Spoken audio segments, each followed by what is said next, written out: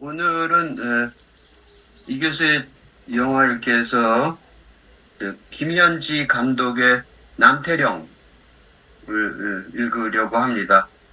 김현지 감독은 유명하죠. 어른 김장하로 굉장히 유명한 감독으로 알려져 있습니다. 이 남태령의 영화 내용을 좀 일단 우선 정리를 한번 하겠습니다. 보통 내가 하는 게 아니라 기사에서 정리를 하는데, 오늘은 한겨레 20일 유선희 기자 12.3 내란 잊지 않기 위해 남태령 대첩 매콤 발랄하게 기록, 이 부분을 읽겠습니다. 2024년 12월 21일 1년 중 가장 밤이 길다는 동짓날이었다. 하를 앨 듯한 추위가 몰아친 체감 기온 영하 20도씨, 섭씨 20도의 날씨였다. 경남 진주와 전남 무안에서 출발한 전국 농민회 총연맹 전농 트랙터 17대 행렬이 서울 서초구 남태령에서 멈춰섰다. 경찰이 차벽이 농민들의 앞길을 막았다. 폭력적인 진압이 이어졌다. 완전한 고립이었다. 한 청년 농업인이 트위터 현 X에 이 모습을 담은 영상을 올렸다. 남태령으로 모여달라는 트위트가 빠르게 확산했다. 손에 반짝이는 응원봉을 든 시민들이 하나둘 모여들어 고갯길을 메웠다. 민중가요와 K-팝이 함께 울려 퍼지는 신나는 동짓날 기나긴 밤 투쟁은 그렇게 시작됐다. 훗날 남태령 대첩이라 명명된 28시간의 투쟁이었다. 조금 지나서요. 영화는 러닝타임 내내 트위터 게시글과 리트위트 글이 속도감 있게 교차한다. 관객이 마치 지금 현재 컴퓨터나 휴대전화로 트위터를 하며 온라인 소통을 하는 듯한 느낌을 준다. 남태령 대첩을 주도했던 2030 여성들이 디지털 네이티브 세대인 까닭이다. 방송사 PD답게 리드미컬한 박자감마저 감도는 편집 기술도 일품이다. 트위터 화면과 함께 남태령 대첩 당시 활동했던 여러 트위터리안의 인터뷰가 삽입된다.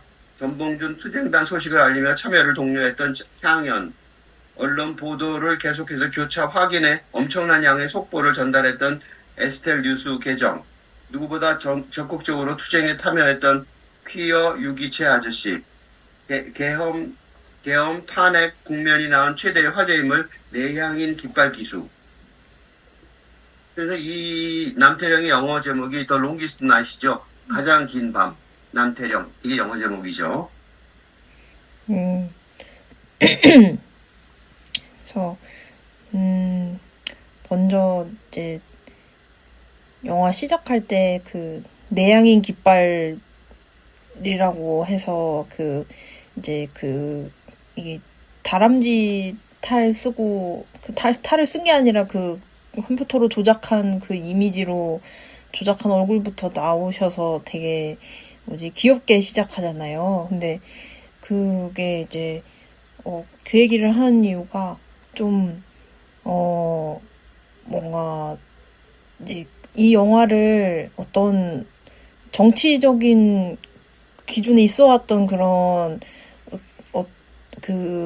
어느 한 특정 집단의 어떤 활동, 그런 정치적 목적 하의 활동, 그런 거로 보이지 않고, 이게 어떤 다른 차원에서 이루어진 그런 벌어진 일이었다. 그런 거를 표현하는데, 그러니까 그런 어떤 익명성도 보장이 되고, 그리고 다람쥐 애니메이션 작업을 한 것처럼 좀 귀엽게 그리고 재밌게 다가갔다는 그런 점이 이 영화의 가장 매력 포인트였던 것 같아요. 그래서 그러니까 내향인 그 얘기가 또 그 깃발이 또 재밌었던 것도 그거는 또 어떻게 보면 특히 이런 시위, 그런 집회 활동 같은 거에 전혀 참여할 것 같지 않은 그런 사람들인데 그 사람들이 이렇게 모인 것 같은 그런 것도 그러니까 좀 다 또 그것 또한 다른 차원에서 그 모인 그 이유가 있는 그런 모임의 하나라는 걸 제일 이게 처음부터 이제 좀 쉽게 접근할 수 있도록 보여주는 그 전략이 좋았던 것 같아요. 그래서 어렵지 않게 진입할 수 있었던 그 영화가 좋았던 것 같습니다.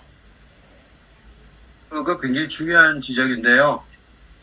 이게 분명히 엄청나게 옛날 같으면 엄청나게 심각한 장면이죠. 네, 응? 구테타, 그죠? 네, 친위 구테타, 군인이 동원돼서, 총기가 동원되고, 군인이 동원돼서, 나중에 이제 얘기 중에 속마음이 나오는 데가 나중에 나오는데, 나중에, 이 나라를 지키려고 나가는 건 아니야. 나는 그냥 빡쳤어. 어떻게 너희가 총을 꺼내? 이게 사실은 기본이거든요. 근데 그렇게 말을 나중에 하잖아요. 그럼에도 불구하고 그 내향인도 뭐라 그러냐면 왜 나갔냐 그랬더니 화나 있다는 것을 보여줄 수 있어서.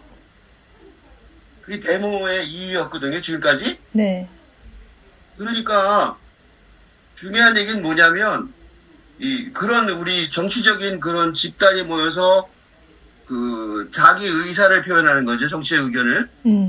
표현하는 그런 기본 정서에 있어서 기존의 근대적인 소수 집단의 권리 주장 할 게 없으니까 그거를 버리지는 않았다는 거예요.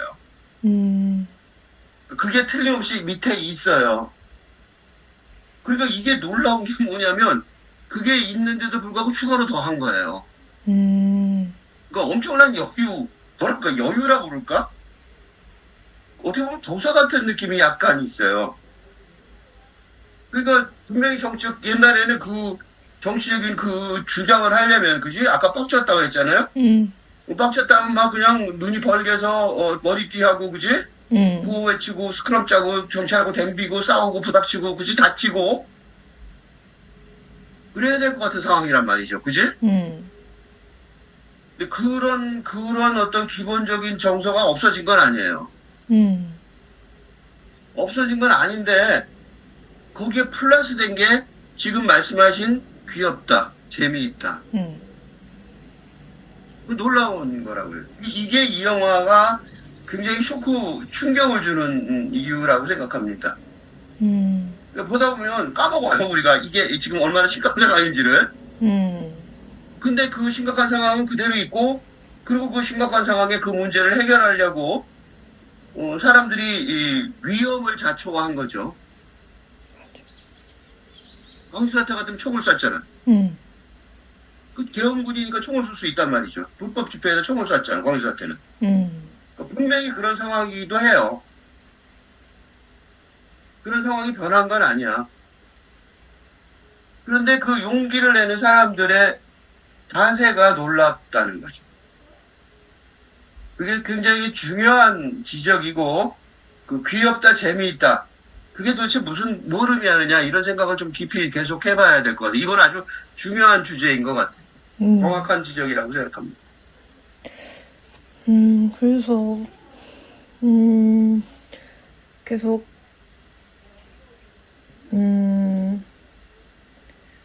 이제 또, 그리고 하나씩 또 살펴보면, 이제,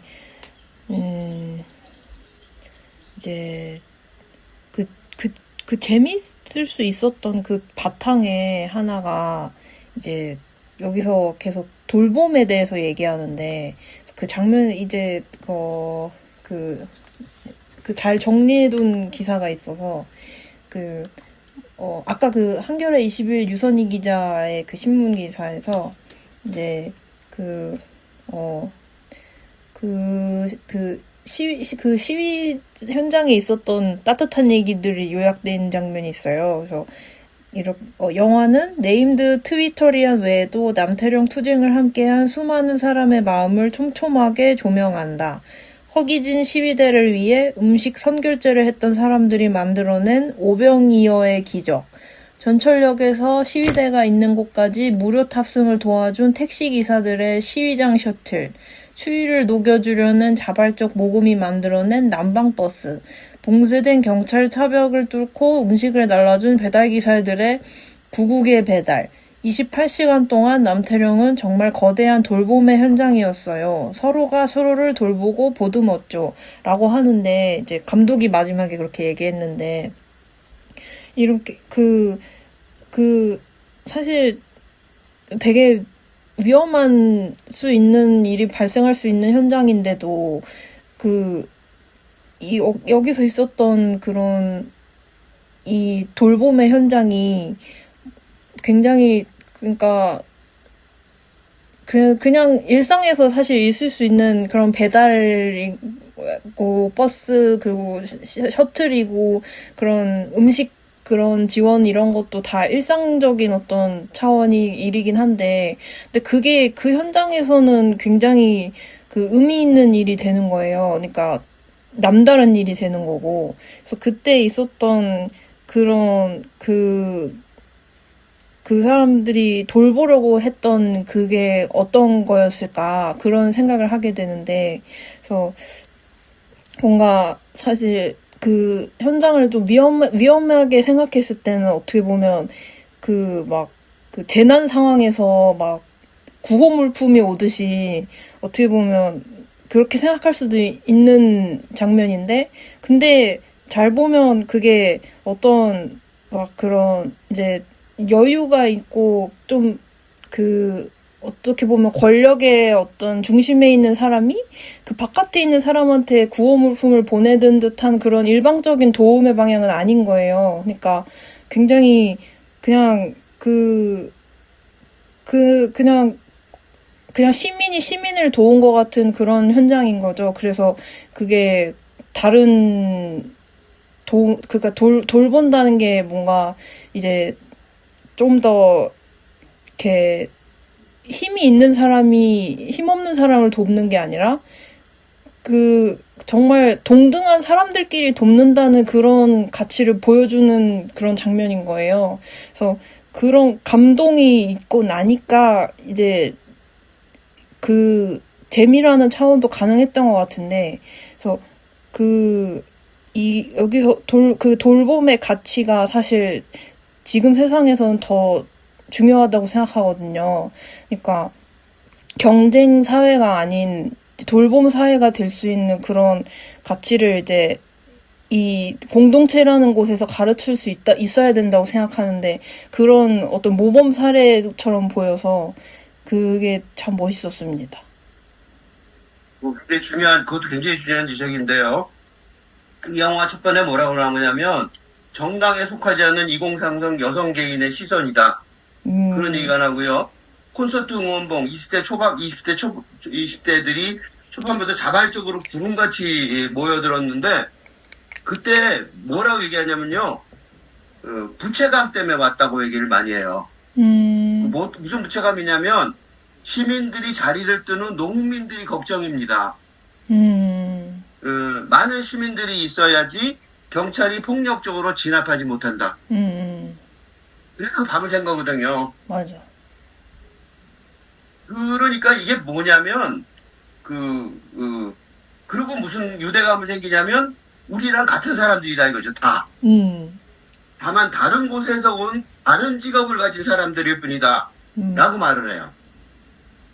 그러니까, 아까 조금 전에 얘기한 것처럼, 이 돌봄이라는 게 두 종류가 있을 수 있다고. 하나는 자선이에요, 자선.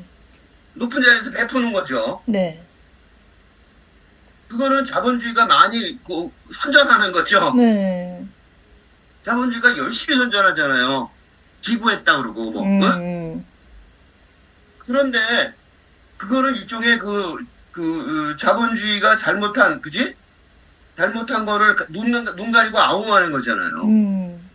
많은 사람이 죽는데 100만 원 기부했다고 어느 코에 발라, 그지? 100억 기부했다고 어느 코에 바르냐고. 얼마나 많은 사람이 힘든데. 이거는요, 다정함이라고 말할 수 있어요. 연민을 가지고, 야, 불쌍하다. 그리고 자선을 베푸는 게 아니라, 공감하고, 공감해서 사랑으로 가는 길을 보여주는 거예요. 그래서 감동이 있는 거죠. 음, 그건 다른 말로 하면 뭐냐면 내가 그래서 이거를 뭐라고 정확하게 표현할까. 그런데 심연 배유의 글을 하나 찾았어요. 읽어볼게요. 우리 안에 존재하는 신만이 실제로 불행한 이들이 지닌 인간성을 생각할 수 있는 것이다. 그리고 사물을 바라볼 때와는 다른 시선으로 정말로 그들을 바라보며 어떤 말에 귀 기울이듯 그들의 목소리에 귀 기울인다. 그러면 그들 또한 자신들이 목소리를 지녔음을 인식한다. 달리 그 사실을 깨달을 기회는 없을 것이다. 자선과 이 다정한 공감, 다정한 사랑, 이거의 엄청난 차이점은 여기에 있어요.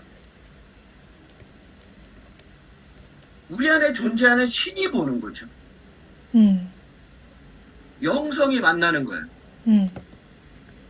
영성의 힘은요, 여기서 굉장히 많이 드러나요. 그들의 목소리에 귀 기울인다 그랬죠? 이 영화의 가장 중요한 말이 뭔 줄 아세요? 경청이에요. 이 시작이 이렇게 돼 있기 때문에 이 영화가 성공하는 거예요. 진심으로 귀를 기울이거든요. 그러니까 그거랑 뭐가 대비되냐면 경찰하고 대비되죠. 경찰은 프레임 바깥으로 나가서 아예 없어져요, 나중에는. 왜냐면 무관한 인간들이 돼버리는 거야. 얘네들은 귀가 없잖아요. 들을 귀가 없는 인간들이거든. 즉 다시 말해서 인간도 아닐 거지, 더 이상. 그러니까 전혀 다른 차원의 세상이 하나 만들어지는 거죠. 그러니까 엄청난 새로운 세상을 보게 하는 거죠.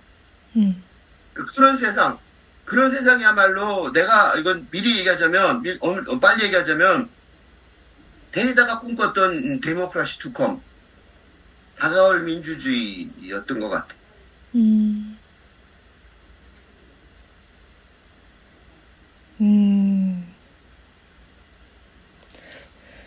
그래서,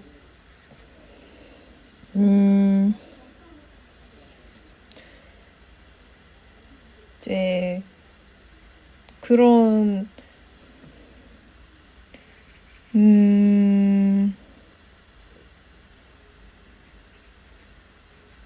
이제,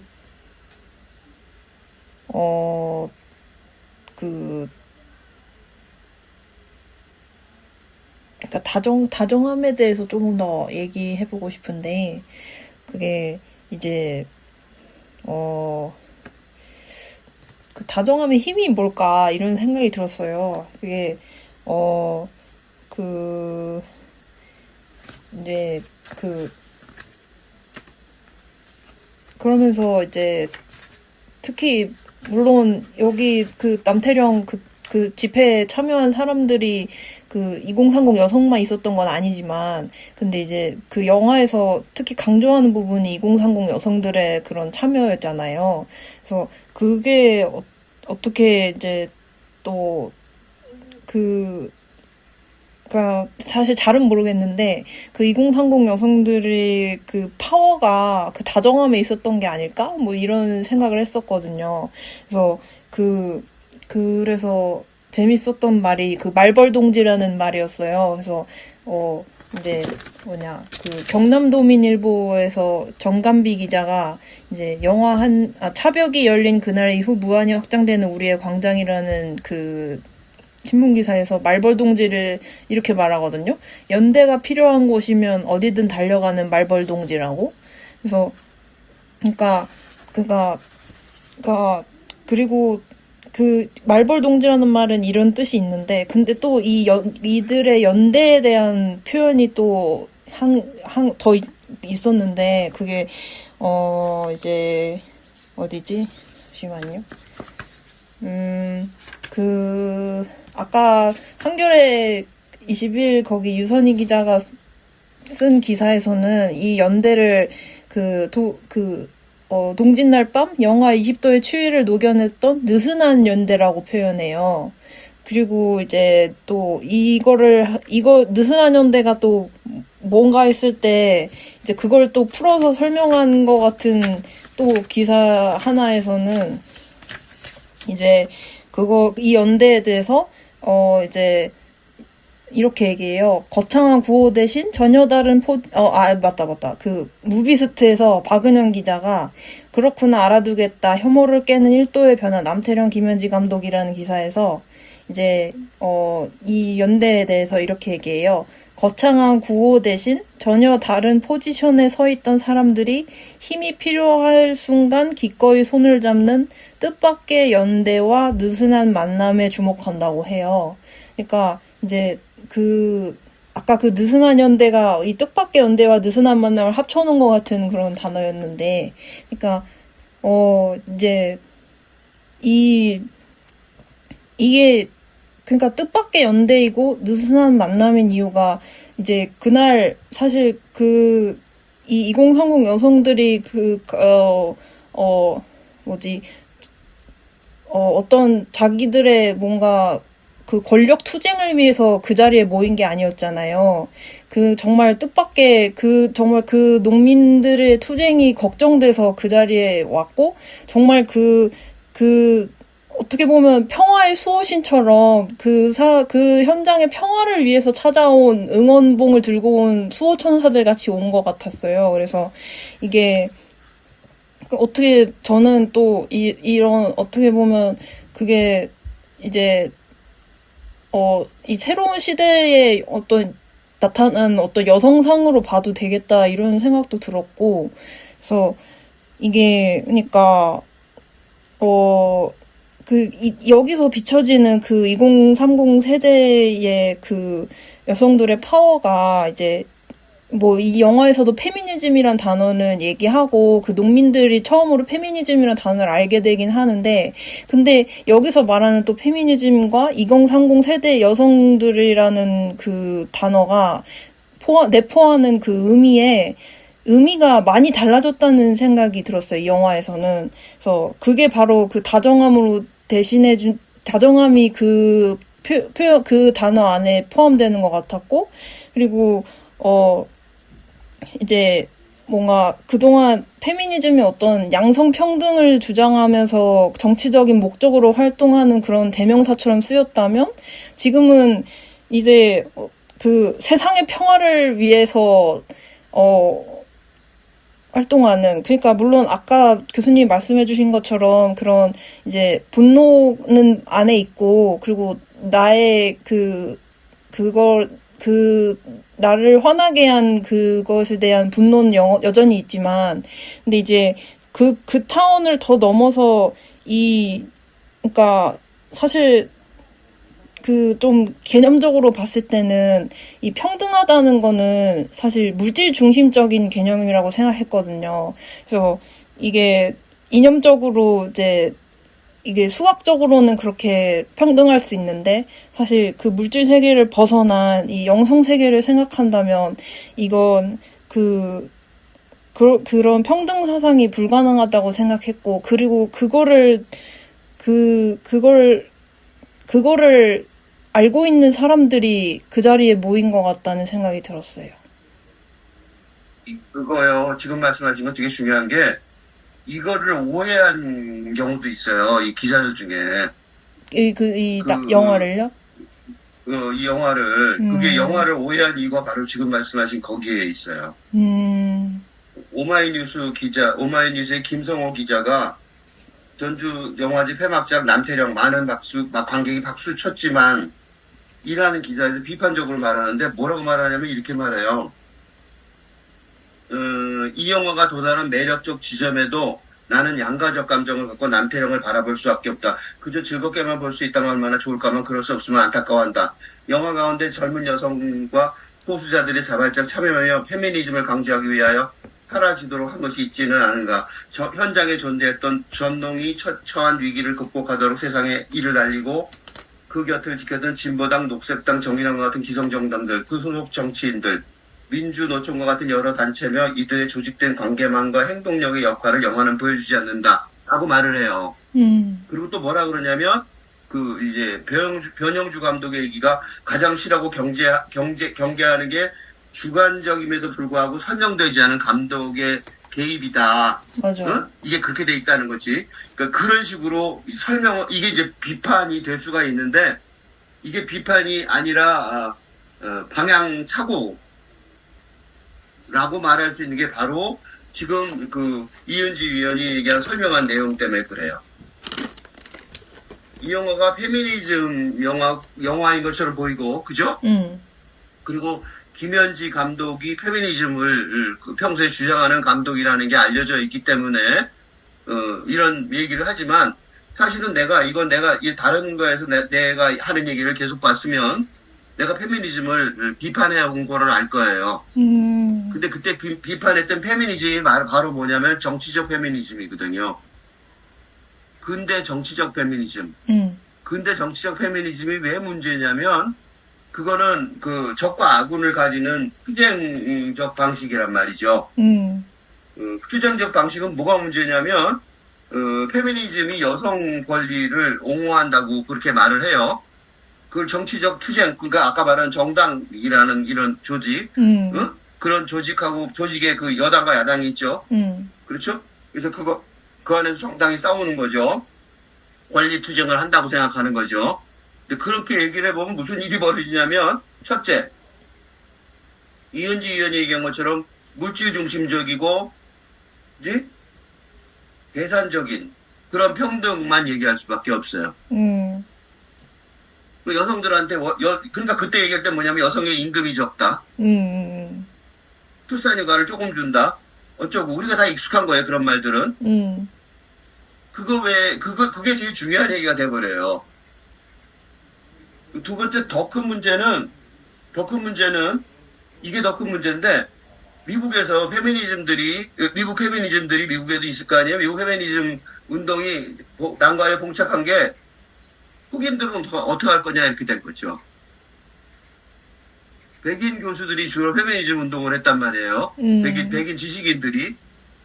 흑인 여성은 포함 안 해? 이렇게 된 거죠. 맞아. 그러면 그건 그 페미니즘보다 더 큰 문제가 뭐야? 인종차별이죠. 인종차별 문제가 해결이 안 되면 페미니즘 그따위게 뭐가 중요하냐고. 그렇지? 그러니까 여성이라는 집단이 크긴 하더라도 권리를 권리를 회복하려는 집단이 크더라도 어떤 한 여성 집단의 권리를 옹호한다면 이게 인류의 반이 될지라도 배제되는 게 너무 많다는 거야. 맞아요. 그게 아무리 크더라도, 그치? 그러니까 동물의 권리를 위한 예를 들면 이런 식으로 정치적 운동을 한단 말이죠. 그럼 어떻게 되는 줄 아세요? 동물의 권리가 꼭 중요하다고 정치적 운동을 하면 무슨 일이 벌어지냐면 어떻게 하면 돼요? 동물의 권리를 위해서 인간은 죽여도 된다는 결론까지 갈 수 있어요. 그죠? 네. 그렇게 적과 악원의 이분법을 따지면 그렇게 된다고. 궁극적으로. 그렇게 설마 전부 다 그러진 않겠지만, 그지? 그건 말도 안 되죠? 그렇지만, 그런 사례가 발생할 수 있다는 거죠. 그래서 내가 정치적 페미니즘은 안 된다고 그러는 거야. 그건 결국 여성의 권리를 위한 운동이 아니고, 여성의 권리를 왜 주지 말아야 되는가를 입증하는 운동이 돼버릴 가능성이 높다는 거죠. 그래서 정치적 페미니즘은 안 된다는 거야. 나는 페미니즘을 싫어하는 사람이 아니라 그렇게 잘못 가면 큰일 난다는 거예요. 그렇게 정치적으로 생각하면요. 그럼 조금 전에 말한 김성우 기자가 말한 비판이 나올 수 있는 거예요. 왜 정치가들의 그 노력은 왜 고려하지 않고, 그지? 그리고 변영주 감독이 한 것처럼 주관적인데 설명을 왜 안 해주느냐, 그지? 논리적으로 딱 설명을 모토가 딱 나오게, 그지? 이념이 딱 나오게 설명해야 되는 게 아니야. 이렇게 얘기하기 쉽단 말이에요. 근데 이 영화는 그거보다는 좀 더 높은 차원이라고 보여져요. 정치적 페미니즘을 넘어갔다고 생각하는 거죠. 그게 아까 얘기한 감동을 주는, 사랑과 자비의 얘기예요. 여기 그런 얘기 많아요. 근데 라이더들 있죠? 라이더들도 굉장히 소수, 그죠? 그 사람들은 얼마나 권리 운동을 하는데요. 그죠? 그 사람들 권리가 없잖아. 그지? 그 사고가 엄청나게 날 거란 말이에요. 맞아요. 그 사람들 보험 제대로 안 들어준다고. 그러니까 얼마나 그 사람들 그런 권리 운동을 많이 하겠어요. 그죠? 라이더나 권리 운동 많이 한단 말이죠. 이 사람들이 자기네 그 사고, 거기 정체가 만나니까 사고 나기가 얼마나 쉬워요. 그지? 근데 용감하게 간다는 거예요. 그럼 뭐라 그러냐면 그 라이더가 광장에서 같은 시민으로 만난다고 얘기해요. 다시 말해서 자기의 권리가, 그지? 보호받지 못할 위험을 안고 가는 거예요. 그래서 감동인 거예요. 응? 그건 뭐라 그러냐면, 절박한 사람들끼리 만나는구나. 서로 이해하고 연대하는구나. 그래요. 그래서 눈물이 날 것 같은 거예요. 감정이 공명하는 것 같습니다. 이렇게 말하는 거죠. 이 영화의 힘은 거기서 나와요. 그런 어떤 정치적 구호에서 나온 게 아니라. 그래서 그 말벌 동지란 말이 되게 중요한 말이 돼버린단 말이죠. 뭐라고 그러냐면 영화에서 이렇게 얘기해요. 말벌 동지라는 연대 효용감을 얘기하면서 촛불 소녀라고 말했는데 맨 처음에는 너무 성별, 이분적이니까 안 쓰겠다 그런 거예요. 성별, 이분적. 뭐예요? 정치적 페미니즘을 안 하겠다는 거잖아. 굉장히 중요한 선언이에요. 그건 왜 그렇게 됐냐면 처음 느껴본 연대의 무정을 느낀 거라고. 우리의 권리만을 주장을 하면 된다. 그치? 여성의 권리만 주장하면 된다. 그치? 페미니즘 그렇잖아. 정치적 페미니즘 그렇죠? 싸워갖고 여성의 권리를 이거 성공한 거잖아. 그치? 근데 그 싸우는 도중에 라이더 그룹에 라이더 하는 사람들 또 다른 그지 고생하는 사람들을 방해하거나 다치게 하면 무의미하다는 걸 아는 거라. 근데 후반부에 놀라운 일을 해요. 거제 조선 하청 노동자들 있죠. 이 사람들한테 간다니까 그냥. 그것도 한 명도 아니고 300명이나 가요. 여성의 권리하고 아무 상관이 없는 거예요. 맞아. 촛불 소녀 같으면 갈 리가 없는 내용인데 말벌 동지라서 갔다고. 이게 뭐냐? 그리고 뭐라 그러냐면요. 이렇게 말해요. 여성뿐 아니라 곳곳에서 사람들이 죽어가고 있었어요. 알고 보니까 가족의 일이고 주변 사람의 일이라는 거예요. 진짜 페미니즘 운동이 벌어지고 있는 거예요. 페미니즘이 자기 갈 길을 제대로 잡은 것 같아요. 이게 여성의 권리만 들어가는 게 아니죠. 그지? 남성의 권리도 늘어나야 돼. 노동자들. 그 다 남성들이더라고. 맞아. 진짜 혁명이 일어나는 거죠. 이거야말로. 그러니까 근대적인 정치적인 근대 정치학. 그지? 근대 정치학에서는 계산이 안 되는 내용이죠. 그래서 아까 말한 그 기자가 오해를 한 거예요. 왜 그런 얘기 하나도 안 했지? 그치? 그러니까 왜 여성들만 나오냐고. 그거 이상하잖아요. 여성만 있지 않다고 그랬잖아. 근데 여성만 얘기하는데도 여성 얘기가 아닌 거지. 그러니까 여성만 얘기한 게 아니라. 그죠? 이 영화가 힘이 있는 이유가 그거예요. 이건 근대적인 사고방식, 근대적인 정치적 대립에 의한, 그지? 투쟁에 의해서 정반합, 그래갖고 적과 아버지 싸워가고 합쳐져서 뭐가 되고, 그지? 승리하고 쟁취하고. 그거를 훌쩍 뛰어넘은 놀라운 논리가 있어요. 이거는 이 김현지 감독이 페미니스트라서 만든 게 아니고, 김현지 감독도 깜짝 놀라서 영화를 만든 거잖아요. 자기는 상상도 못했던 어떤 일이 벌어진 거야. 그게 아까 얘기한 그런 거예요. 응? 오병이어 얘기죠. 뭐라 그러냐면 예수가 어떻게 빵 5개와 물고기 2개를 모두를 먹였는지 이해가 된다. 그거는 투쟁하고 아무 상관없는 얘기잖아요. 맞아. 근데 이게 어때요? 이게 투쟁보다 더 무서운 거잖아. 그죠? 그럼 어떻게 투쟁하고 아무 상관없는 것 같은데 투쟁보다 더 무서운가? 그걸 영화 내내 얘기하고 있는 거예요. 이걸 잘못 오해하면 아까처럼 정치적으로 해석만 하려고 그러면 오해하기 딱 안 맞는 거죠. 그지? 음, 아까 얘기한 그게 바로 그 얘기예요. 이은주연이 한 얘기 내가 다시 반복한 건데 그게 굉장히 중요한 의미가 그 안에 들어있다라는 거죠. 맞아요. 그래서 저도 사실 2030 세대인데, 근데 이게 뭔가 나를 위한 얘기다라기보다 그런 뭔가 이제 나를 위한 서사다 뭐 이런 느낌이 전혀 아니었어요. 그래서 오히려 모두를 위한 서사인데 그냥 2030 세대가 그냥 거기 있었던 것뿐이다 이런 느낌이 오히려 더 컸어요. 그래서 영화가 더 재밌었고 그 남태령 대첩이 멋있고 감동이 있었게 느껴졌던 건데 그래서 이제 그래서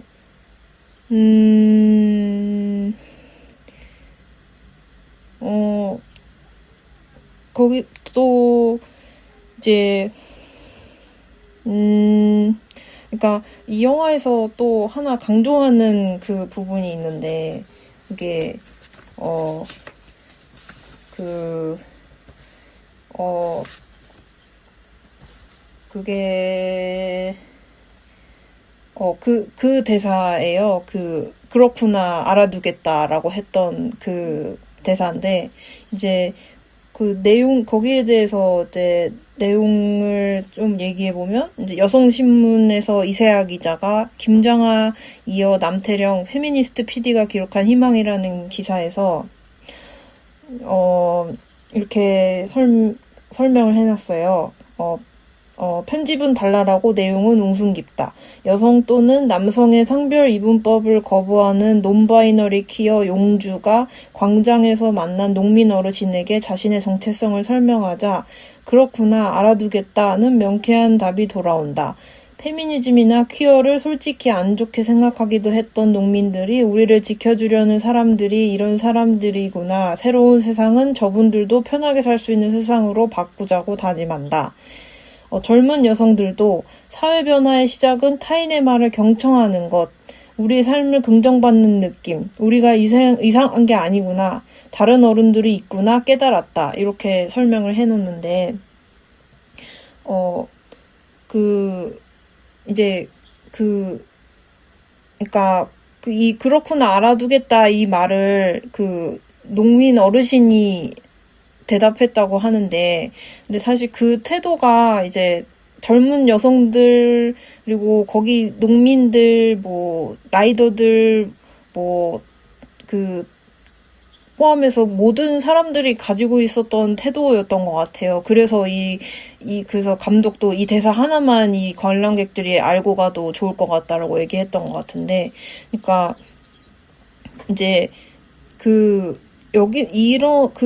그래서 이렇게, 그러니까 그런 태도의 발견이라고 해야 할까요? 그래서 그거를 발견해내서 이 영화로 만든 게 또 중요하다는 생각이 들었는데, 왜냐면 이제 저는 그런 태도 변화를 포착한 데 있어서 이게 어떤 또 시대가 달라졌다는 그런 표현 중에 하나라고 생각했어요. 그래서 이제 물론 그 집회 현장 자체가 옛날에 막 피싸움이 터지고 막 총알 막 포탄이 날라오고 막 이런 그과 다르게 응원봉을 들고 케이팝 노래를 듣는 그것만 봐도 물론 다르지만, 근데 그런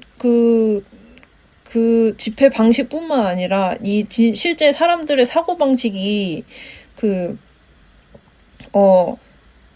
완전히 달라졌다는 생각을 여기서부터 시작했는데, 이제 예전에는 그런 시위 집회 이런 정치적인 목적의 근거가 항상 명확하고 뭐가 옳고 뭐가 그른지가 정확히 나눠져 있었단 말이에요. 이분법이었잖아요.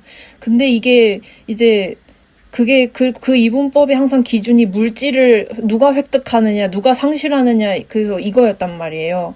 근데 그게 달라진 이 새로운 시대에서는 그게 물질의 획득과 상실이 물론 이제 분노를 치밀게 하는 이유 중에 하나이지만 그게 이유 중에 하나일 뿐이지 가치 판단의 기준을 지배하지는 못한다는 생각이 들었어요. 그래서 그러니까 이제 물질을 가지고만 그게 가치 판단의 전부가 되면 이제 관계가 주인-노예 관계밖에 되지 못하는데, 근데 이게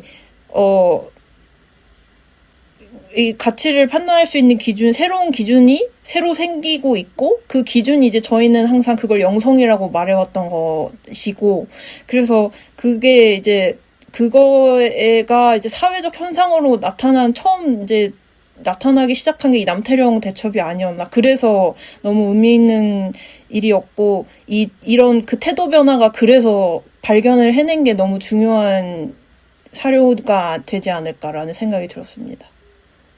정확하게 저도 그렇게 생각합니다. 그게 영화에 나오는 거를 좀 말해주면, 네. 에스텔 뉴스 계정, 그 사람이 뉴스를 아주 정확하게 보도했다잖아요. 네. 근데 그 사람이 딱 한마디 하기 제일 중요한 말이 뭔지 아세요? 돈 안 받고 저런 일을 할 리가 없다라고 말했다는 거예요. 맞아. 돈은 진짜 안 받고 했거든요. 그러니까 돈 안 받고 저런 일을 할 리가 없다라고 말했다는 거예요. 그러니까 정확한 거예요. 그리고 또 하나가 뭐냐면, 이거 진짜로 이게 많은데, 그 자유 발언하는 거 있죠? 네.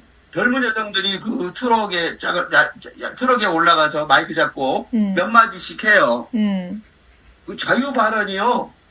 전부 뭔지 아세요? 이런 거예요. 예를 들면, 전세 사기 피해자입니다. 내일이 전쟁 같습니다.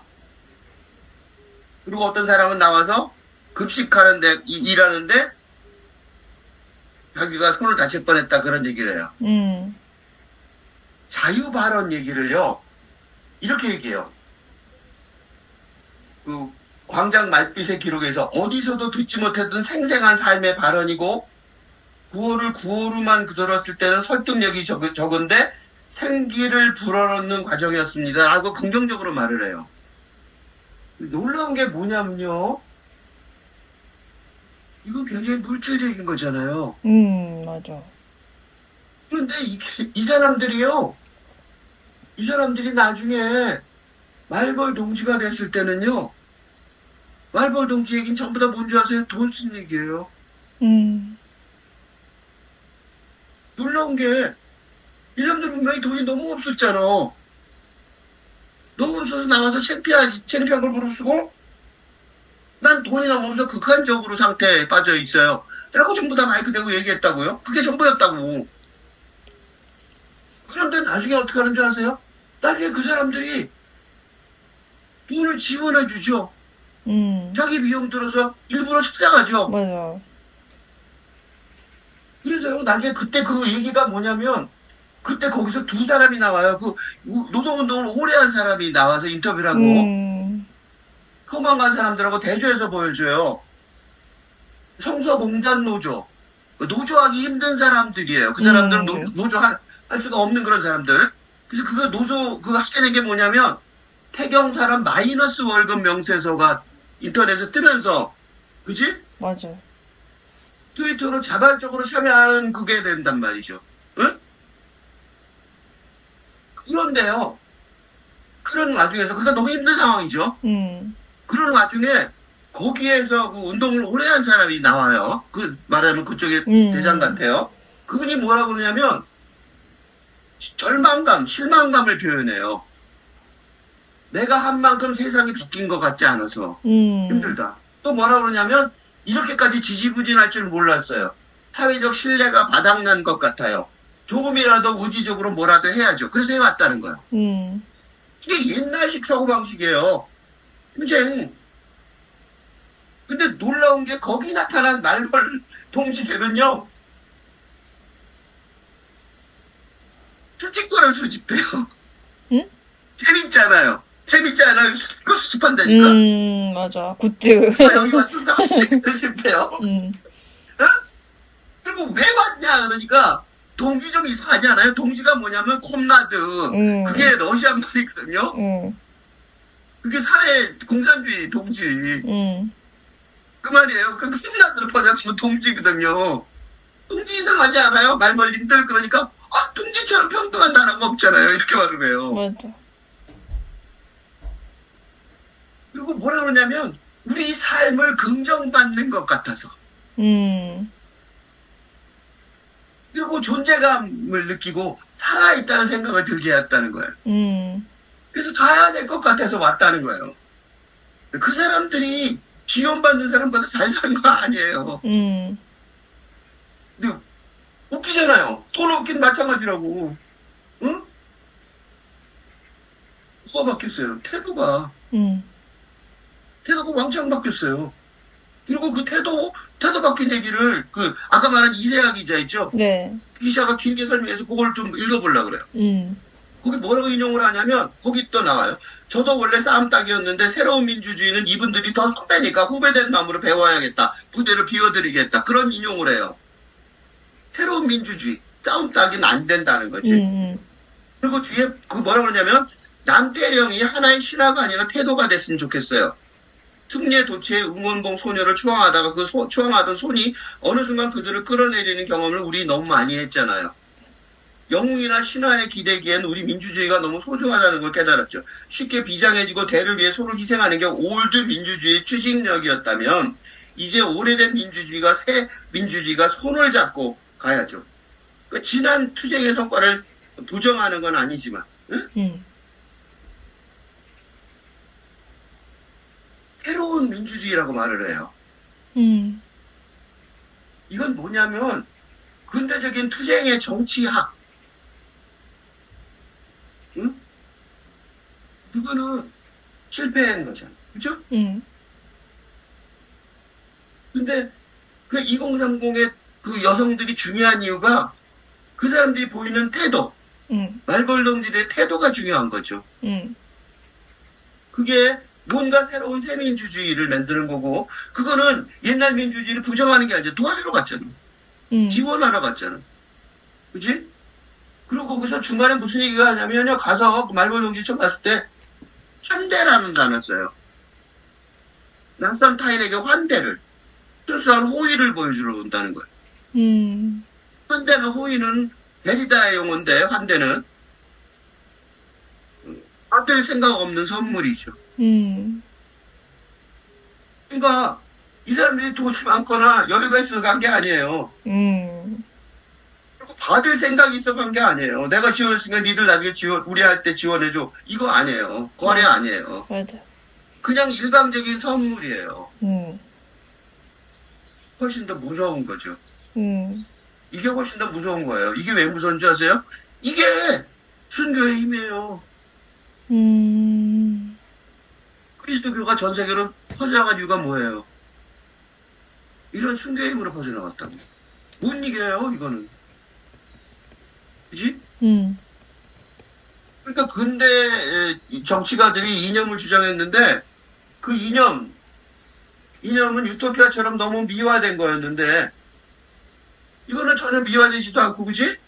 평범한 것 같은데 훨씬 더 무시무시한 힘을 갖고 있다는 거죠. 이건 이길 것 같아요. 이건 이길 것 같아요. 전혀 다른 레시피고 이 탈근대 정치성이고 이 연대는 이길 것 같고 어떻게 이길 것 같느냐? 새로운 세상을 만들 것 같아요. 그래서 이 영화가 중요한 영화고 이 경험이 중요한 한국이 뭐예요? 전 세계에서 최초로 새로운 세상을 시작할 것 같아요. 놀라운 경험을 우리가 또 한 것 같아요.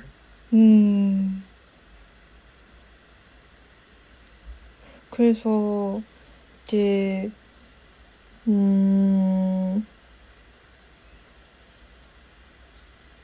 그러니까 그런 면에서 어떻게 보면 또 그러니까 그 새로운 세상을 주도한다는 면에서 좀 뭔가 미디어에 대한 그런 생각을 하게 됐어요. 그러니까 뭐 그러니까 그러니까 영화든 SNS든 주류 언론이든 그런 매체들에 대해서 뭔가 생각을 하게 됐는데, 그러니까 이게 어쨌든 영화 중에서도 다큐멘터리 영화잖아요. 그러니까 그 다큐멘터리 특성상 어떤 그 잘 알려지지 않은, 혹은 알려진 걸 더 알려지게 하는 그런 뭔가 그 그런 이제 뭔가 그 세상에 뭔가 하나의 지식을 추가하는 느낌으로 이렇게 만들어져 왔던 게 다큐멘터리 그게 기록이잖아요. 기록을 남기는 그게 목적이었는데, 근데 이제 새로운 미디어의 기능은 그 단순한 기록의 목적이 아니라는 생각이 드는 거예요. 그래서, 그러니까, 음, 그러니까 이 영화도 계속 여기 기사들에서도 계속 강조하는 부분이 소수의 목소리, 그리고 소외된 자들의 목소리, 이런 얘기를 계속 하는데, 근데 이제 저는, 심지어 감독도 그렇게 얘기해요. 그러니까, 이제, 어디냐, 어, 어, 그, 어, 그러니까 아니지. 어디냐. 무비스트 박은영 기자가 그렇구나 알아두겠다. 혐오를 깨는 1도의 변화. 남태령 김현지 감독에서 이제 그러니까 유난히 2030 여성이 연대에 더욱더 반응하는 이유가 무엇인가라는 질문에 대해 김현지 감독은 단순히 여성이라는 이분법적인 성별 관점으로만 접근해서는 본질을 설명하기 어렵다고 선을 그었다. 본질은 생물학적 성별 그 자체가 아니라 사회로부터 무시당하고 소외당해본 배제의 경험에 있다고 짚었다. 주류 사회나 권력으로부터 소외당해본 경험이 있는 이들이 서로의 처지를 알아채고 광장으로 달려온 것이라 설명했다. 이렇게 얘기를 해요. 그러니까 저도 그리고 그 소외당해본 그 배제 경험이 중요하다고 생각을 하는데, 그래서 사람들이 분노를 하는 것이고, 그 목적은 여전히 아까 말씀해주신 것처럼 있다고 생각하는데, 근데 이제 그게 어떻게 보면 그런 분노를 기록해온 게 다큐멘터리의 그동안의 목적이었다면, 앞으로는 이제 아까 새로운 세상의 리더라는 점에서, 그러니까 그냥 어디서 소외당했던 사람들 소수를 기록한 게 아니라, 거기서 더 나아가서 뭔가 새로운 세상을 이끌어갈 어떤 리더들이 우연히 그 자리에 모여서 그 공동체를 이뤄갔던 새로운 경험으로 그걸 정리를 해나가야 된다는 생각이 들었고, 그리고 앞으로의 미디어는 그런 식으로 새로운 발견들을 계속 얘기해내는 다른 미디어가 되어야 되지 않나라는 생각이 드는 거예요. 그래서 이게, 그러니까, 그래서, 물론 이 영화, 김현지 감독이 이 다큐멘터리 영화를 통해서 제대로 기록한 게 맞는데, 이제 거기에 대한 이제 아직 새로운 첫 걸음이니까 거기에 대한 어떤 담론이나 이론이 뭔가가 받침되지를 못하고 있잖아요. 그래서 아직 뭔가 구체적인 뭔가 결과는 없지만, 근데 그런 식으로 나아가야 되지 않을까라는 뭔가 그러니까 기존에 있었던 그런 다큐멘터리랑 뭔가 다른데라는 그런 생각에서 시작해서 얘기를 꺼내봤습니다. 그럼 중요한 것이 그런 느낌은 있어요. 그런 느낌이 어떤 거냐라고 정확하게 설명이 되면 그 순간에 모두 다 그거래요. 그래서 움직임이 된다. 무브먼트가 된다고. 그게 바로 우리가 이런 토론을 하는 이유예요.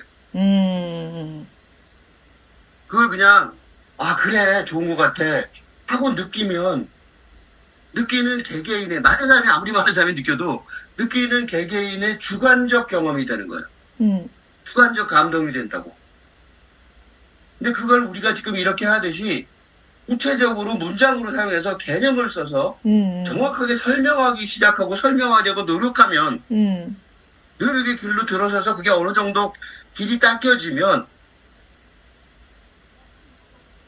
이걸 누가 보게 돼서 만들어지면 네.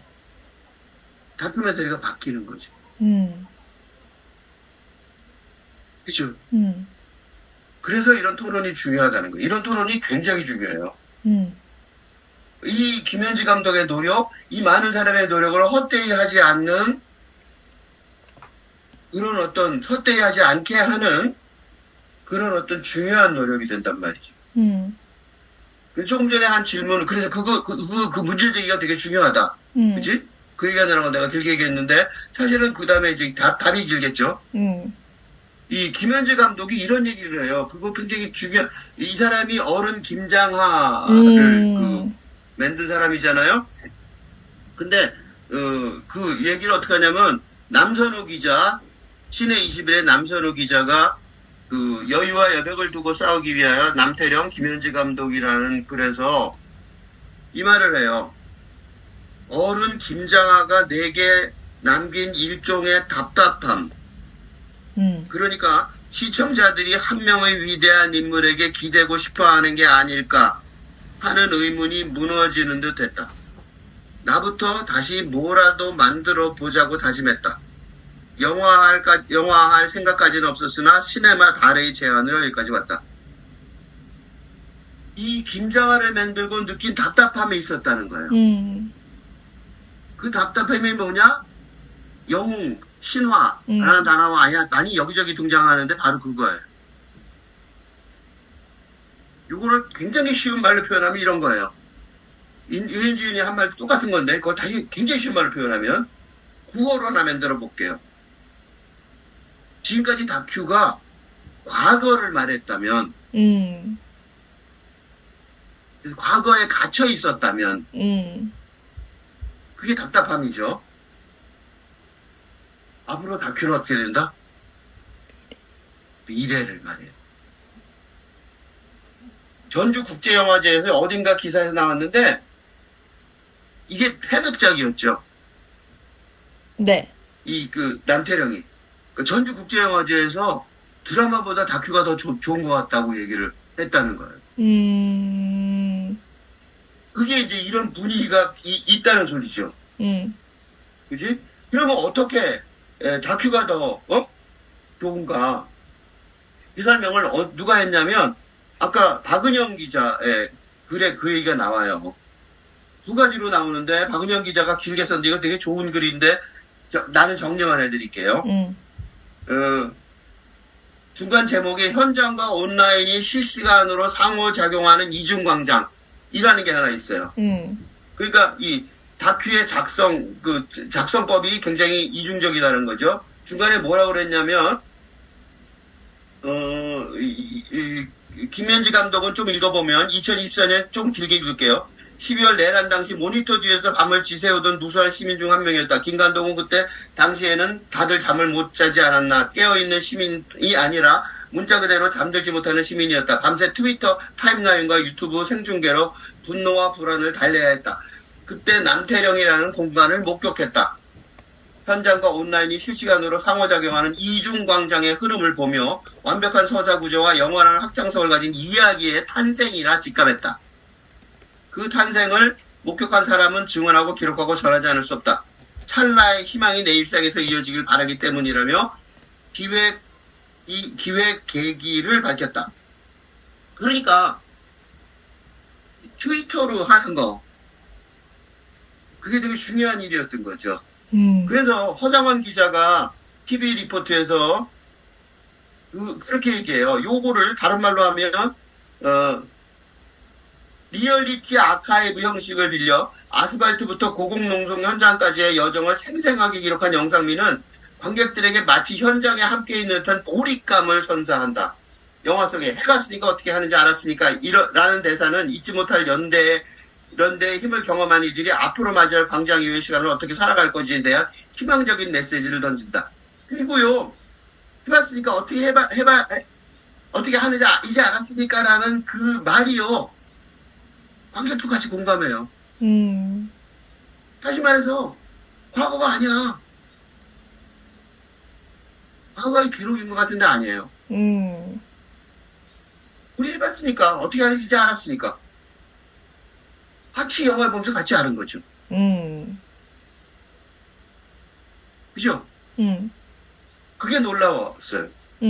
미래를 향한 거죠. 그 다큐멘터리를 다른 방식으로 만드는 걸 보여준 거예요. 이렇게 하면 다큐멘터리 앞으로 지루하지 않을 거예요. 하나 더 보여주면 이것도 좋은 지적이에요. 아까 박은영 기자의 지적인데 이것도 제목이 뭐라고 써있냐면 기성 미디어 한계 알고리즘을 깨는 아카이브. 이 얘기도 굉장히 중요한 지적을 했어요. 뭐라 그러냐면 레거시 미디어 기성 언론의 종사자로서 김현지 감독이 맡아들인 현장의 현실은 깊은 고민을 자아냈다. 기성 누수가 현장의 역동성을 채 잡아내지 못하는 사이 시민들은 트위터와 개인 유튜버의 실시간 스트리밍을 통해 정보를 공유하고 직접 연대를 구축했기 때문이다. 기성 언론이 채우지 못한 공백을 바라보며 김강동은 언론의 역할에 대해서 다시금 생각하게 됐다. 왜냐하면 옛날에 개인 미디어 알고리즘은 에코챔버라고 그랬잖아. 그죠? 에코챔버가 뭐냐면 지들끼리만, 그죠? 지들끼리만 했다고 생각했는데 이건 아니란 말이죠. 그게 아니라 그래서 뭐라고 말하냐면 다큐멘터리 남태령은 바로 이 지점에 힘을 발휘한다. 단순한 SNS 중계를 넘어 또 다른 타임라인이 파편화되어 흩어져 있던 트윗과 영상, 개인의 기억들을 스크린이라는 하나의 흐름으로 엮어내는 거대한 대안적 아카이브 효과를 수행한 것이다. 남태령의 기적은 그날의 28시간으로 휘발되지 않고 집회 이후 자발적으로 결성된 남태령 아스팔트 동지회를 통해 온 오프라인 기록 공간으로 지속되고 있다. 김 감독은 온라인 타임라인과 오프라인에서의 느슨한 연결을 포착하여 아카이브의 지속성을 증명한다. 끝났다고. 에코 챔버가 아니라 사건을 진짜 일으키는 거죠. 두 가지가 바뀌었어요. 다큐가 과거의 기록이 아니라 미래의 기획, 한 틀이 되게 할 수 있다는 걸 보여준 거죠. 또 하나는 다큐가 그런 어떤 개인 미디어의 에코챔버로 끝나는 게 아니라 새로운 서사를 만들어, 새로운 이야기, 그죠? 아까 그랬잖아. 새로운 이야기, 새로운 서사 구조, 새로운 이야기의 탄생을 만드는, 그지? 새 줄거리로 새로운 이야기를 만들어냈단 말이죠. 그러니까 이제 그런 얘기가 새로 나왔으니까 세상이 바뀌겠죠? 다른 세상을 보는 눈이 생겼으니까. 그래서 이 다큐가 생각보다 굉장히 중요한 일이다. 중요한 작업을 했다. 라고 보여집니다.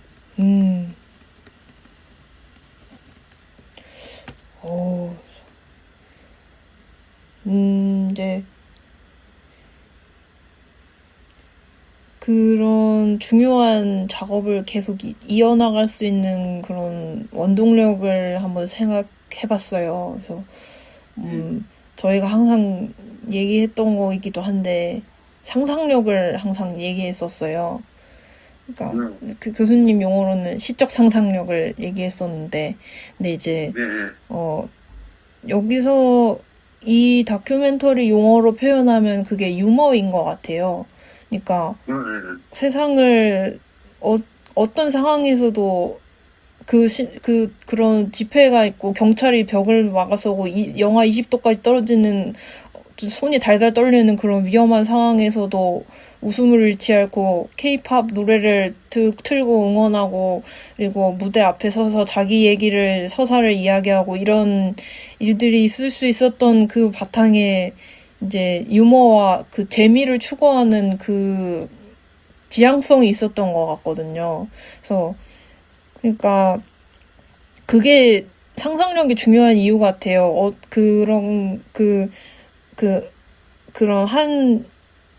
그러니까 뭔가 이제 그 상상력이 없을 때는 단 하나의 역할에만 충실해서 그게 아니면 안 될 것 같고, 그래서 이 영화에서도 감독이 이제 비장해진다는 표현을 썼는데, 그래서 자꾸 사람이 그 하나에만 매몰되니까 비장해지고 그게 아니면 안 될 것 같고 막 그래서 목숨을 걸게 되고 그래서 쓸데없이 희생당하고 이런 서사가 생겨버리잖아요.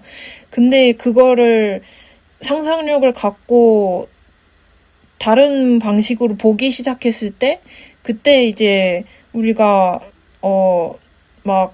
나는 20대 30대 여성이었다가 그 집안의 딸이었다가 어디 나가서 그 내향인 그분처럼 락 페스티벌을 즐기는 어떤 그 음악인 뭐 이렇게 될 수도 있고 그렇게 자기 정체성이 한 가지가 아니라 여러 가지로 깨질 수 있단 말이죠. 파편화될 수 있는데 그거의 원동력이 상상력이라고 생각하고, 그래서 이제 그런 권력 구조로 인한 지배하는 자와 지배받는 자의 단순한 이분법에서 벗어날 수 있는 길이고, 그 문법을 따르려 했던 게 이 다큐멘터리에 나오는 사람들 뿐만 아니라 이 다큐멘터리 자체가 추구했던 방향이기도 한 것 같아요. 그래서 이제 그 예시를 그냥 하나만 읽으면 그 한겨레 21에서 유선희 기자 아까 말했던 기사에서 이제 영화는 그간 1, 2, 3 내란 사태와 탄핵을 다룬 여타의 영화와는 달리 이 모든 과정을 경쾌하고 발랄하게 그려낸다. 내향인 깃발을 비추며 이분들 나오면 게임 끝이라는 멘션이 흐르고, 한 누리꾼이 남태령 투쟁에 합류하기 위한 짐을 싸며 따뜻한 발가락, 양말 등의 필수용품을 소개하는 브이로그를 보여주는 시기다. 이렇게 귀엽고 매콤한 투쟁, 이게 남태령 코어야! 라는 멘션에 절로 미소가 지어진다. 과도한 비장함은 오래 가지 못해요. 박근혜 탄핵 때와 이번이 다른 점이 그거예요. 화는 나지만 다들 웃으며 노래하고 춤을 추고 에너지를 분출했다는 것이라고 합니다. 네. 굉장히 너무너무 멋진 얘기했어요. 그러니까 남태령 자유토론의 발화가 약자의 분노를 연료로 하는 근대 폭력혁명의 방식으로 시작해요. 자유토론 장면에서. 그 비장하죠. 근데 영하 20도의 함을 견뎌내기가 어렵잖아요. 그래서 아이돌 콘서트에 노래와 응원봉과 춤을 활용하는. 그러니까 그 농민 투쟁가들의 권력 투쟁의 엄숙주의를 재미있는 놀이로 승화할 수 있음을 증명하는. 근데 시대 정신을 체득한, 보통 우리 2030은 헤드폰을 갖고 태어났잖아요. 맞아요. 2030 여성 집단이 이끌어갈 이 공동체의 미래가 밝을 것이라는 희망의 오조를 영화의 시작부터 확실히 드러내고 있었어요.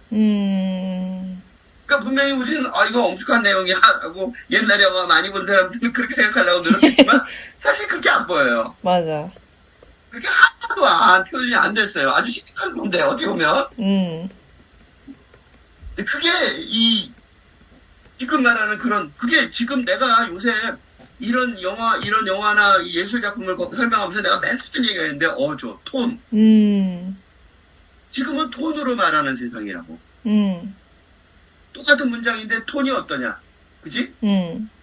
어조가 말투가 어떠냐의 차이란 말이죠.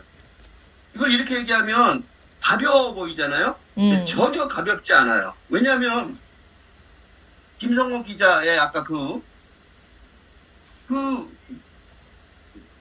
기사를 보면 이렇게 해요. 따뜻한 음식을 실은 차량과 배달 오토바이가 끊이지 않고 도착한다. 맹추를 뚫고 히타가 빵빵하게 튼 톱버스까지 온다. 전국 각지 심지어 해외에서까지 필요한 물품을 보내 모인 시민들이 불편을 겪지 않도록 돕는다. 경찰은 앞과 뒤 모인 이들을 고립시키려 하였으나 길이 끊긴 깜깜한 새벽 동안에도 이들은 고립되지 않았다. 수만 명이 인터넷을 통해 실시간으로 이들의 집회를 바라봤다. 쫓아가 다니기 시작하자 더 많은 시민들이 모여들었다. 그렇게 경찰은 봉쇄를 풀 수밖에 없었다. 그러니까 경찰이 져서 부른 거예요. 져서. 너무 많이 오니까 어떻게 볼 겁니까? 경찰이 포위됐을 거 아니에요. 경찰이 그 사람들을 포위했었어요. 많은 사람이 오면 경찰 뒤를 포위했을 거 아니에요. 경찰이 포위됐다고. 그러니까 폭력적 투쟁으로 시작하는 듯 보였는데 평화적 포월, 암싸고 넘어가기가 된 거죠. 장난이 아니에요. 이 톤이 놀이하는 것 같죠? 장난이 아니라고. 정치적으로 결과를 만들어냈단 말이에요. 시민을 차벽으로 감옥처럼 가두려고 남태령 대로를 차단한 게 경찰이라는 사실이 뚜렷해지면 당연히 힘이 없어져요. 그거는 이제. 학생이나 학교나 직장의 물리적이고 언어적인 폭력도 이런 식으로 해결책을 찾아나갈 수 있을 것이란 말이에요. 엄청난 모델이 된 거야. 우선 폭력적 행위의 양상을 뚜렷이 규정하고 그게 폭력적 행위라는 사실을 많은 사람이 그지? 이렇게 경찰을 압도한 경찰 그 체력보다 더 많은 사람들이 그지? 가운데 수만 명을 가뒀어요. 바깥에 수십만 명이 오면 어떻게 되겠어요? 경찰은 아무것도 아니죠. 그런 힘을 발휘한 거예요. 그런 힘을 발휘했기 때문에 이게 그러니까 그냥 아까 얘기한 그 얘기 설명이 참 좋은데 나도 그 설명 되게 좋아하는데 그래서 그게 그런 식으로 가벼운 놀이로 이긴 게 아니라 놀이로 이긴 게 아니라 정치적으로 진짜로 이겼어요. 진짜로 이겨서 다시는 쿠데타를 못하게 만들어버린 거죠. 그게 굉장히 중요한 얘기예요. 정치적 승리이기도 했다. 확실히. 맞아. 그냥 재밌는 얘기. 젊은 여성 20대 30대가 나왔으니까 뭐 귀엽고 재밌고 발랄한 이런 얘기로 오해할까봐. 맞아요. 그죠? 그래서 그랬대요. 예능의 톤을 처음에 했는데 그 예능의 톤 얘기를 남선호 기자 거기서 써요. 그지? 그리고 이제 뭐라고 설명하냐면 초기에 예능의 톤을 더 직접적으로 구사해 갔던 까닭은 사람들이 옳은 일을 할 때 쉽게 비장해지는 걸 보기 힘들다. 그러다 지칠 것 같아서 그렇다. 좀 덜 비장하게 여유와 여백을 두고 싸워야 오래 갈 수 있겠지 않겠나. 과거처럼 광장의 사소한 문제들을 표백해버리고서는 세상이 바뀔 수 없다. 이제는 좀 웃어가면서 먹어가면서 쉬어가면서 싸웠으면 좋겠다. 라고만 얘기를 했는데 그 정도가 아니라 그 이상이죠. 그치? 웃으면 싸우자. 요 얘기를 넘어서는 얘기예요. 이거는 이 김현지 감독이 정확하게 파악하지는 못했던 것 같아요. 맞아요. 저는 이제 거의 다 말한 것 같은데 그냥 저도 하나 남았어요. 그냥 그 김현지 감독님이 막 그 되게 이제 걱정과 이제 어떤 주장 이런 이렇게 하신 게 이제 그러니까 후반 이게 앞에 남태룡 대첩 있는 그 후반이 어떤 그러니까 덤탱이처럼 이렇게 그러니까 뭐 덤으로 올려져 있는 그런 것처럼 그려진 느낌이 좀 그거를 그렇게 얘기하는 사람 그렇게 느껴진다고 얘기하는 사람도 있고 그리고 근데 김현지 감독은 오히려 그 뒷얘기를 하고 싶어서 남태룡 사건을 기록하고 얘기한 거다라고 얘기하지만 이제 뭔가 연출적인 아쉬움이 있어서 그걸 자기가 못한 게 아쉽다라고 얘기했는데 사실 그런 뭔가 그리고 이 남태룡 대첩이 어떤 그 사례로 끝날버릴 것 같은 그런 압박감 그런 위험도 살짝 느끼고 그런 게 있는데 근데 있다고 하시는데 근데 저는 사실 그렇게 느끼지 않았어요. 이번 영화에서는. 그러니까 그런 되게 중요한 발견으로 느껴졌고 그게 이제 앞으로 계속 이어질 거라는 어떤 기대를 갖게 하는 거예요. 사실 그동안 어떤 다큐멘터리 봤을 때는 이거 그냥 한 사례로 기록된 것 뿐이네 이런 생각이 많이 들었었는데 근데 김현지 감독님이 그 걱정하신 거를 이해하는 바이지만 사실 그것보다는 그 감독님이 이룬 업적을 조금 더 이제 축하해도 되지 않을까 이런 생각이 좀 들었어요. 그래서 그리고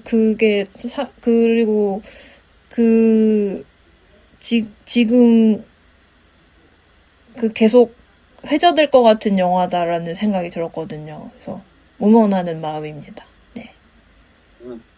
똑같은 지점을 저도 얘기하려고 그래요. 저는 해결책을 마련해 약간. 네. 그래서 좋다. 그래서 그거에게 똑같은 얘기를 하려고 그래요. 똑같이 인용 부분이 거기에요. 유민기 기자의 경남도민일보 거기서 보면은 이렇게 말해요. 앞부분보다 밀도가 조금 떨어지지 않았나 제 자체적 반성인데 하지만 지금 와서 포기할 거야 하면은 그렇게 생각 안 해요. 왜냐하면 전 뒤에 있는 얘기를 하고 싶어서 앞에 이야기를 정리한 거예요. 뒷부분을 사족이라고 느끼신 분들을 설득할 만한 설득력을 편집으로 연출력으로 갖춰야 했는데 그게 부족했다는 게 제 아쉬움입니다. 라고 말했어요. 그걸 아쉬움을 가져도 맞는데 그 아쉬움은 연출력이 부족하고 설득력이 부족한 게 아니라 파악력이 부족했다.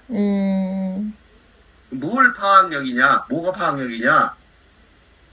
이 꿀벌 동지? 말벌 동지. 말벌 동지. 그 말벌 동지. 그 남태령에 있던 2030 여성들이 말벌 동지가 된 이유를 정확하게 파악했었으면, 그걸 정확하게 보여줬으면, 그 뒷부분이 설득력이 있었을 것 같아요. 그 중간에 하나 빠졌어요. 뭐가 빠졌냐면, 앞에 남태령에서, 남태령 그러죠? 그래갖고 어떻게 하냐면, 중간에, 동짓날 밤, 28시간 만에, 2024년 남태령을 넘었다.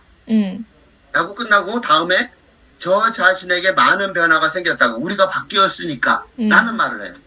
그 두 개의 변화, 그거가 중요해요. 그러면 저 자신에게 많은 변화가 생겼다고 우리가 바뀌었으니까 그거를 누구 한 사람의 말로 하면 안 되죠. 그죠? 네. 그거는 그 사람의 말이고 우리는 그거를 관객인데 우리는 그걸 그냥 듣고 너 바뀌었냐? 알았다. 라고 말할 수가 없는 거죠. 그거는 다른 거예요. 아까 알았다고 말하는 거랑 다른 거죠. 그지? 내면의 변화가 있었단 말이죠. 그지? 그 변화를 묘사했어야 된다. 묘사를 설득력 있게 전달했어야 된다. 그거를 중간에, 그러니까 그 이 영화가 2시간짜리인데, 1시간하고, 그 변화가 30분 됐어요. 그리고 뒤에, 그 말벌 동지의 행동이 30분만 나왔어도 돼요. 변화 내용이 중요했다는 거죠. 그 변화가 엄청나게 중요한 얘기예요. 맞아요. 왜 엄청나게 중요한 얘기냐?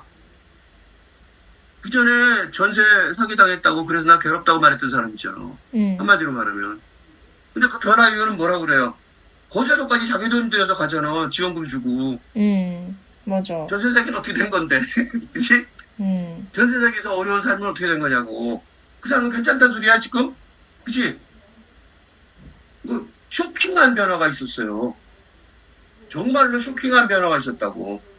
근데 난 맨 처음에 이해가 안 됐어요. 같은 사람이야? 이런 생각이 들더라고. 왜냐면, 어떻게 그럴 수 있지? 그런 생각이 드는 거예요. 그치? 그 변화가 뭐냐? 그 변화를 설명하는 하나의 틀을 내가 제공하려고 그래. 그게 내가 이 교수의 문학평론 34로 읽을 건데, 그 문학 공간에 직관의 폭발이라는 글을 연재한 게 있어요. 이거 옛날에 했었거든요. 이 교수 책 읽기로.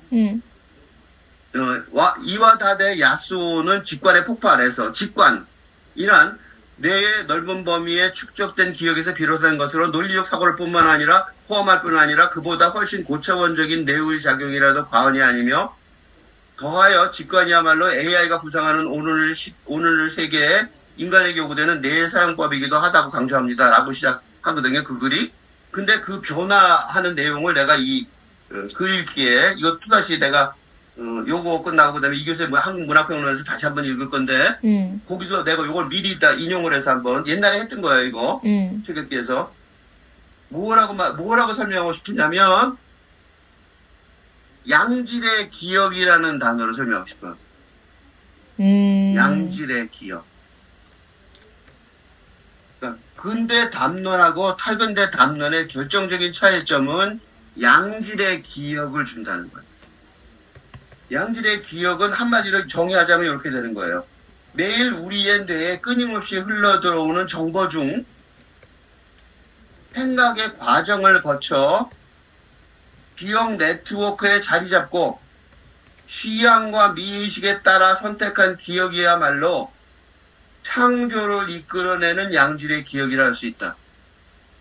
이걸 내가 해설을 하면 할근대 담론을 구성하는 소위 양질의 기억은 육체를 통해 감지된 영성과 정동의 차원을 중심으로 하는데 항상 왜? 라는 질문을 가슴에 간직한 채 사안을 살펴봐야 한다는 말처럼 삶의 의미라는 영성 차원을 중심으로 의미 기억의 축적이 인생관, 미의식, 취향과 같은 것 등 영성과 부합하는지 여부에 따라 정동기억이 최종적인 결단을 가져와 그 결정이 쾌인지 불쾌인지 인지하게 되는 과정을 거친다고 이와타데 야스오가 적절히 설명합니다. 왜라는 질문을 했다고 거기서 남태령에서.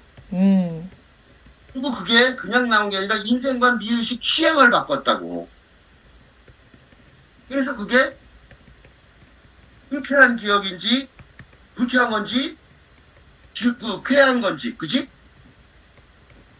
그래서 조금만 더 설명을 해보면 네트워크를 풍부하게 만드는 핵심 요소는 다름 아닌 기쁨의 감정이며, 기쁨은 한층 더 높은 수준의 호기심과 창조력으로 이어지고 자신이 순수하게 즐겁다고 여기는 것을 발견하면 눈에 보이는 보상이 없이도 기꺼이 그것을 받아들이게 된다. 라는 설명을 제대로 이해하려면 근대 과학 등 근대 사상에서 배척된 감정과 정서와 달리 돈 계산하죠. 그쪽에서는. 최근대 담론에서 정동 차원은 영성 차원과 연결되어 있다고 해석하지 않을 수 없습니다. 제대로 생각하기 위해서는 언어에 의한 기억이 아닌 기회인이 이해한 의미, 기억, 네트워크가 필요하다. 라는 해석이 나오는 건 보상을 기대하기보다는 행위 자체를 즐겨야 뇌를 보다 광범위하게 사용하고 네트워크를 확대할 수 있다는 뜻으로 해석될 정도로 똑같은 행동을 하더라도 보상을 기대할 때와 자기 마음의 소리에 따라 그 행위 자체를 즐기고 있을 때 활성화되는 뇌 부위가 다르다는 것을 발견했기 때문입니다. 충분히 이해하지 않은 채 언어에 의한 기억을 늘려봐야 온전한 생각으로는 이어지지 않으며 스스로 이해한 상황 간의 연결로 그 안에 날마다 새로운 정보를 반영하기 위해서는 반드시 이해 과정을 거쳐야 한다는 게 발견됐기 때문입니다.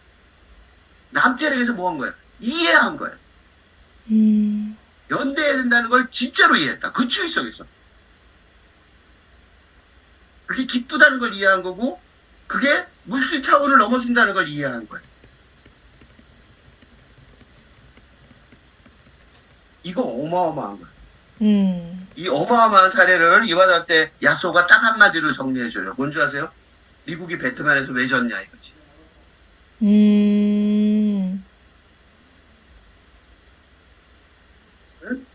미국은 사망자 수만 생각했는데 베트남의 애국심, 미국인의 반전심리 절대로 이길 수 없는 전쟁을 하게 된 거예요. 갑자기. 지금 미국이 지금 이란에서도 하잖아요.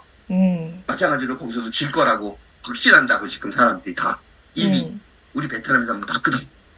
못 이겨 이렇게 되는 거. 그거를 남태령의 2030 소녀들이 여성들이 말벌 동지들. 말벌 동지로. 말벌 동지가 진짜 의미가 있는 거예요. 그래서 내가 그래서 아까 말벌 동지가 세상을 바꿀 거라고 생각하고 데리다의 디모크라시 투컴이 한국에서 최초로 구체적으로 형성되기 시작해서 한국이 진짜 선진국이 될 가능성이 높겠구나. 그런 희망을 본 영화였다고 생각합니다.